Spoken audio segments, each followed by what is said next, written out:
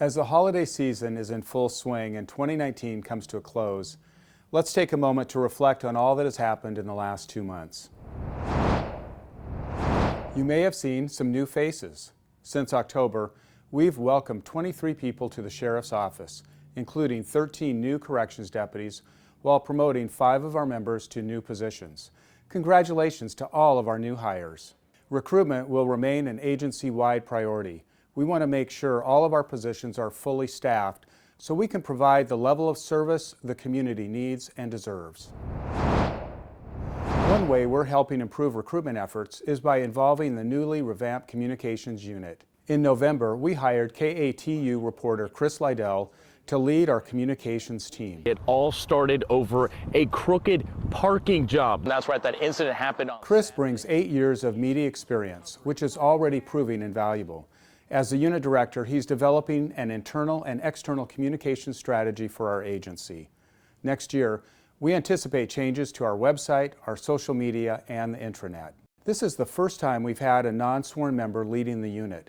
However, it's important that we continue to build a diverse team of deputies for on-camera PIO responsibilities.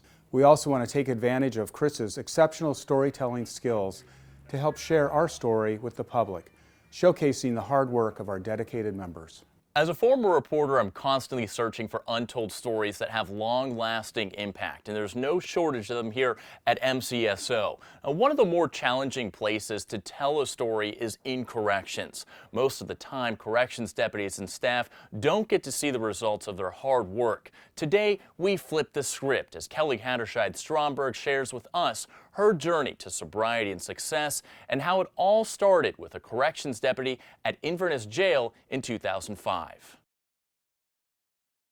I have 5 children, and I just was I was getting loaded. I would leave, I would be gone for days. My family wouldn't know where I was. I was throwing everything away. And the final was my children's father forcing me to leave.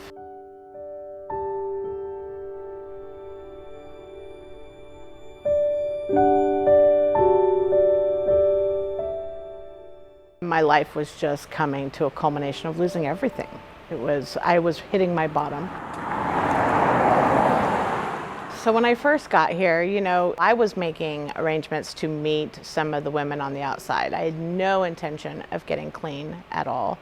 And so that's how it was going. But I was trying to get out on pretrial release by Close Street.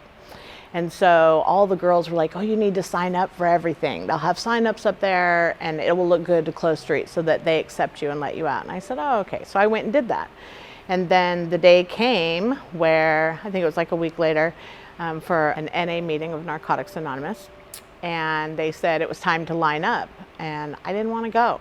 I didn't feel good. I think I was still going through withdrawal from the meth. And so I stayed on my bunk and I just wasn't going to go. And then I heard the CO, the corrections officer, say, oh, wait a minute, let me be clear. If you signed up, you are going. Line up. And so I was mad and I got up, and so I went to that meeting that night and heard a message of recovery that touched me in a special way.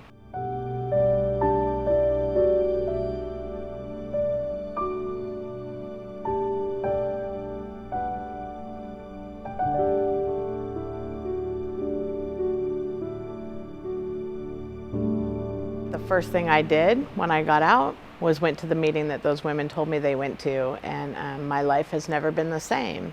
And every year that I celebrate my birthday in a meeting of Narcotics Anonymous, I get really emotional because I know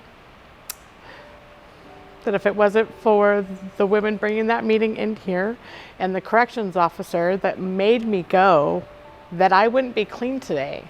And I've been able to do a lot of amazing things since I've been clean in 15 years. You weren't a train wreck. You just weren't clear. You were foggy still a little bit, right? Yeah. I decided to go back to school roughly when I had 3-4 years clean. It took me a while to get to that place where I was ready.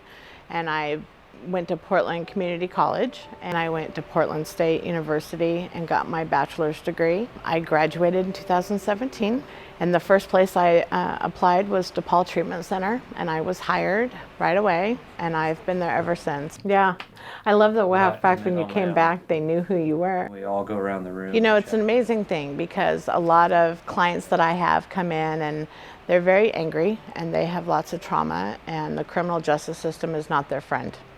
And my perspective is very different. Not that it was in 2005, it took me some time to get there, but I truly believe that that corrections officer saved my life. And I don't think that they know the impact that they have when they are at least kind and consistent. That's the big deal, right? Like, I wasn't special. He didn't make me go because I was special. He didn't even know who I was, but he was consistent. These are the rules and you're gonna go. And addicts need that. They need that. And that consistency and that kindness that I received here saved my life.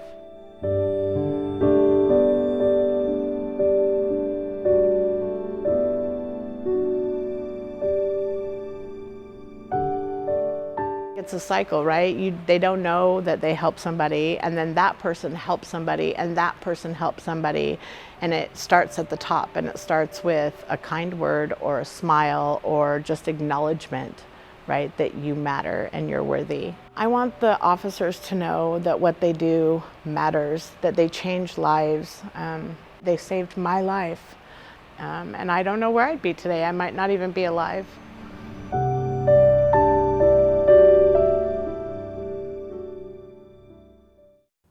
I want to thank Kelly for sharing her story with us, and I want to thank all of our corrections deputies and staff for their hard work and dedication. When we hold people accountable and provide the resources to meet their needs, we can have a transformative impact on their lives and on the safety of our community. As I'm sure you're aware, MCSO is in the middle of developing a strategic plan that will create a shared vision of where we are headed for the next 3 years. We've received great feedback from both MCSO members and key stakeholders such as the district attorney, county commissioners, and other public safety partners. I want to personally thank everyone who participated in this process. Our next step is crafting a draft of the plan that will be sent back to all of you for additional input. We anticipate having the 3-year plan ready by the spring of 2020. MCSO has been busy this holiday season attending, participating, and hosting wonderful seasonal events.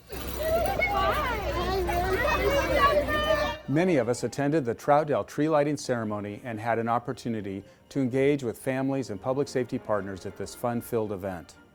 The following morning, deputies participated in the East County Shop with a Cop, where we continue to build strong relationships with underserved children. This photo of Deputy Reese won the hearts of many of our followers on social media. In Wood Village, staff from both corrections and law enforcement helped out at the annual toy drive.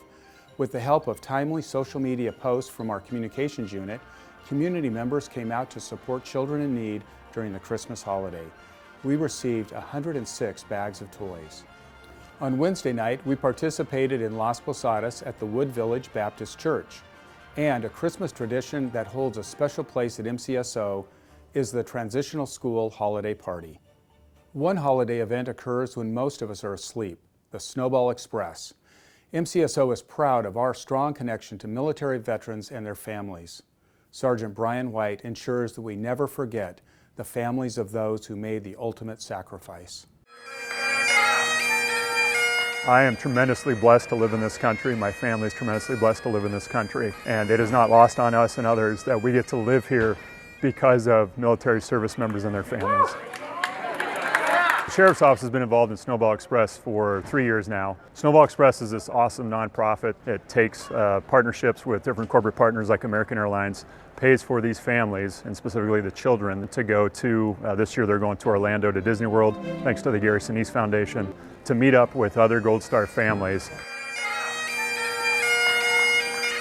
Gold Star families, that's a term that's given to a family that's had a family member who served our country in the military and has been killed while on active duty. With the holiday season, it oftentimes can be difficult for these children and these surviving spouses. So it gives them a chance to go somewhere fun, focus on some fun stuff, but then also connect with other Gold Star families, which is really important. We had 9 families this year flying out of Portland, and they'll join approximately 17 to 1,800 Gold Star family members once they all arrive in Orlando. This is something our agency looks forward to. Anytime we can partner with organizations that honor our veterans, those that currently serve and those who have served and their families. Anytime we can interact and let them know how much we appreciate what they've done for us and what they continue to do for us, we're going to be there every time. Over the past few months, we've seen many retirements from the Sheriff's Office. I want to thank all of the retirees for their dedication and service to MCSO and the citizens of Multnomah County.